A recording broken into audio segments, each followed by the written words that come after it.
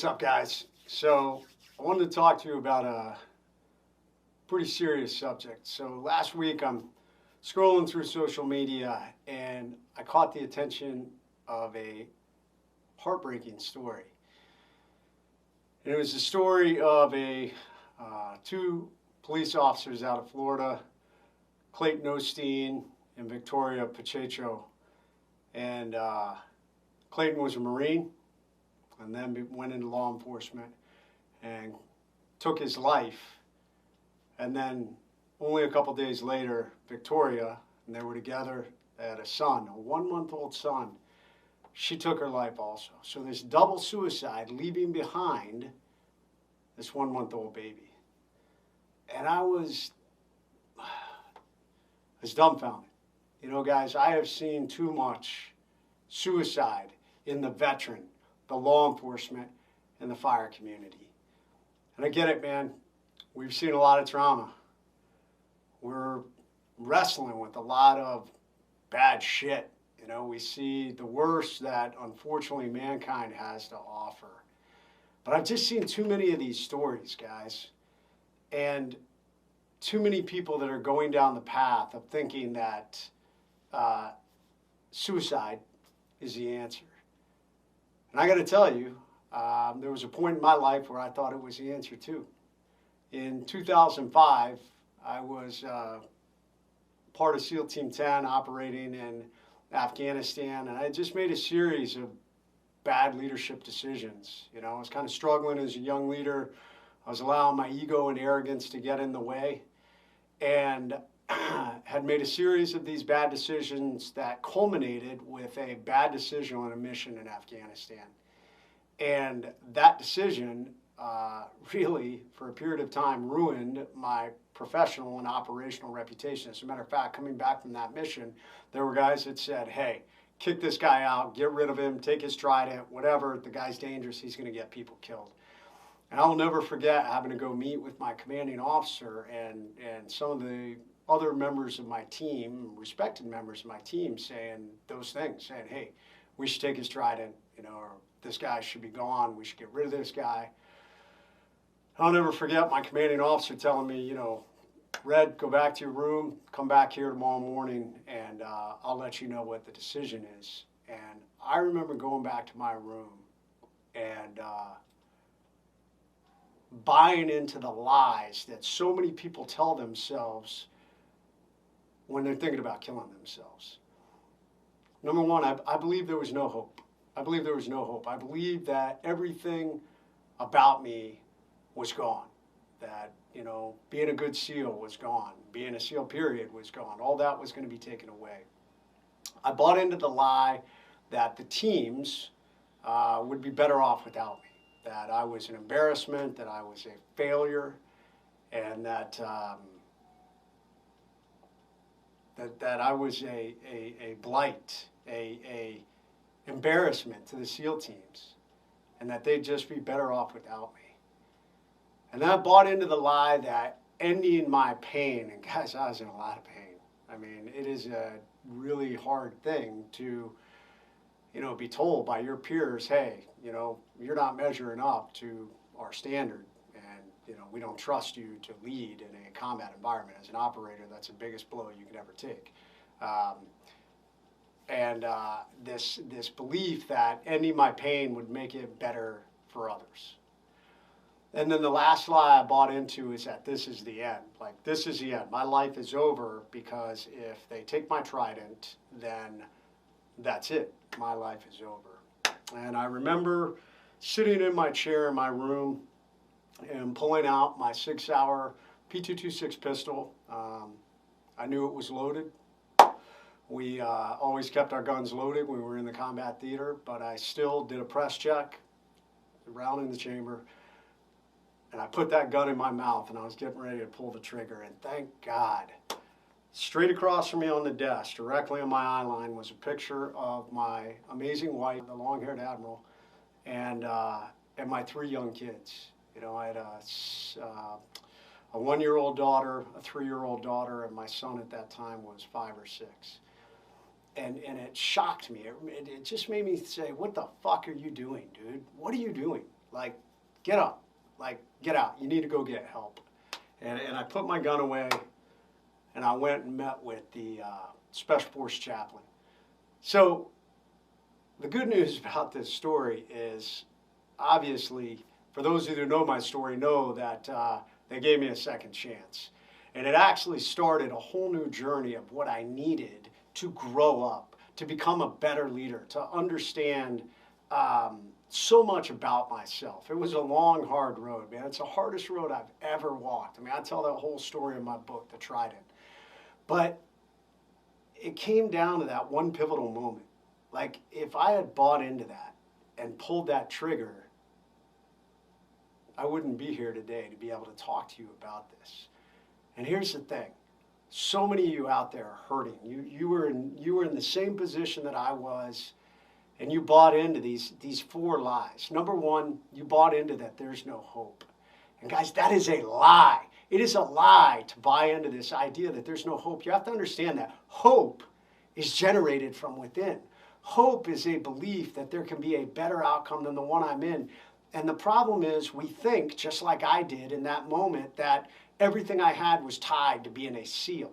You know, we tie it to whatever position we are in this life that's been torn down or ripped from us, you know, whether it's our health, whether it's a job, whether it's our identity, whether it's a failure, whether we've been exposed because of some mistake we've made.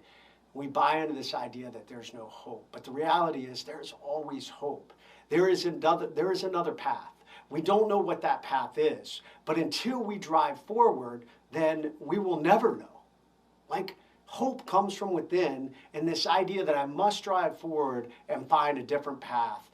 But I tell you what, you have to buy into hope. That the idea that there's no hope, that is a lie. Lie number 2 that I bought into was this world would be better without me. That is a lie. This idea that the SEAL teams would be better off without me, or the world would be better off without me, or my family would be better off without me. I know so many people that buy into this, and it's just unequivocally not true. There's just so many people. Humans are amazing individuals, and no matter how bad you are mentally, emotionally, or physically hurting, there are people out there that care about you, man. You know, there are friends, there are workers, there are individuals who care about you. And you have an impact to make on this world. You may not see it right now, but there is a future out there. And it may not be in the same lane you're doing. I'm going to talk about that in just a minute. But this idea that the world's going to be better, that your family or that, you know, that your job, whoever you're going to leave behind is going to be better off without me. Lie number 3, the only person I'm hurting is me, is a lie. Guys, I have seen so many cases of suicides. I had a great friend and a mentor to me in the SEAL teams who took his life. And when he took his life, guys, I've watched this happen so many times. It was like a suicide bomb suddenly went off. When you take your life, you might as well put a suicide bomb vest on and then clack yourself off, because when you take your life, that fragmentation goes out in all directions. It is hitting people all around you. It is destroying family members. It is destroying friends. It is destroying so many things. And I have watched this happen over and over again. I've watched it destroy families. So that is a lie. I know you're trying to take away your pain, but you're only wrecking pain in other people. No different than a suicide bomber, man. So many of us in the military, we saw suicide bombs go off. What you're doing is no different. It's no different. You are taking a permanent solution to a temporary problem. There is a solution out there. You may not see it. You're in the middle of the storm right now. But if you take your life, not only are you ending your problem, you could never recover from it. You could never come back. And you are detonating yourself and fragging everyone around you. And then that last lie that I bought into is that it is the end. It's the end. This is the end of my life. Because this happened, because I suffered this financial loss, because, you know, I made a mistake, because whatever, it doesn't matter. This idea that it is the end is a lie. Guys, so often those the end moments, these catastrophic life ambushes, as I call them, they become a new beginning. Guys, if I had taken my life that day in 2005, I would never be where I am today. I didn't set out on this path. It was not my goal. Way back then, I never, ever thought about being an author or anything. But because I didn't take my life, man, I now am motivating and inspiring people all across this country. I've written 3 books, 2 are major bestsellers. One's a New York Times bestseller. I'm motivating and inspiring people to overcome adversity, and that never would have happened. It never would have happened if I had bought into this is the end. Because instead, it would later become a new beginning. Another chapter in my life to be able to tell people, I have been there. I have been there. And guys, so right now, if you are thinking about this, don't buy into those lies. Don't buy into them. We have a tendency when we are struggling, when we're on the X, we self-medicate.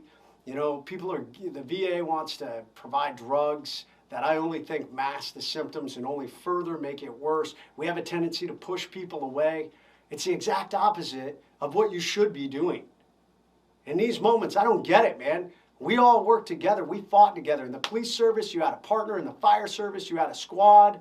You had a department, a ladder, truck company, whatever it was. In the military, we had a squad, platoon, company.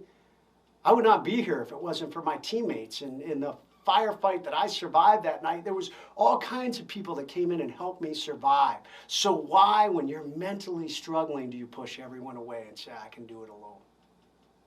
That's a lie. Reach out to people. It is not weakness to say, I need help. In the middle of a gunfight, we all say we need help. So why are we not doing it when it's an emotional gunfight or a mental gunfight? Reach out to those around you, guys. Don't detonate that suicide bomb that will destroy all the people around you, guys. I'm tired. I'm tired of watching it. I'm tired of seeing it. I'm tired of seeing the impact.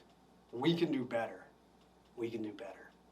There's all kinds of things out there that can help you guys. Right now, if you're struggling and you're watching this video, call and you need immediate help, call the National Suicide Hotline. They have amazing trained professionals. 1-800-273-8255. That is the National Suicide Hotline. If you are a veteran, guys, we all have gotten banged up, man. I got shot up, blown up, banged up. And there's amazing treatments that are out there that can help you. Right now, we're seeing groundbreaking things with hyperbaric treatment, stellate ganglion block. There's other great groundbreaking things that guys are doing out there. There's organizations helping with that. Check out America's Mighty Warriors. Down below, I'll have the links to all these organizations that I talk about. If you are a military veteran and you are struggling right now, if you're thinking about suicide, check out getheadstrong.org. It is an organization that was started by a ranger, and he has built an amazing network of combat vets and licensed mental health professionals that are there to provide you help and assistance, guys, to help get you off the X. It is off the record. So many times we think, oh, I can't reach out and say I'm struggling, I'm on the X, I'm having, mental struggles because maybe I'll lose my job or maybe I'll lose my clearance. That's bullshit. GetHeadstrong.org will help you, and it's off the record. If you are one of our amazing law enforcement officers, check out the Wounded Blue Foundation, woundedblue.org. They're doing amazing things to help our wounded veterans. Our firefighters, law enforcement, or military, check out One Tribe Foundation, guys. OneTribeFoundation.org, OneTribeFoundation.org. They're doing amazing things to combat suicide. If you're in the Chicago region, I know we have so many law enforcement and fire in the Chicago region. The Chicago Well Resource Center is doing great things. The bottom line is this: don't do it. Don't take your life, man, because you're buying into all the lies that are not true. You're detonating that suicide bomb, and you're choosing a permanent solution to a temporary problem, man. There is a new beginning for you. I know you're in the middle of the storm. I know you can't see it. I know you're struggling and you want to push people away and isolate, but it's the exact opposite. We are here for you. So many of us fellow veterans have been there, fellow law enforcement, fellow firefighters. And I can't stand to see it anymore. I don't want to see another Clayton Osteen or Victoria Pacheco leaving behind a 1-month-old son. All right, guys, get off that X. I'm out.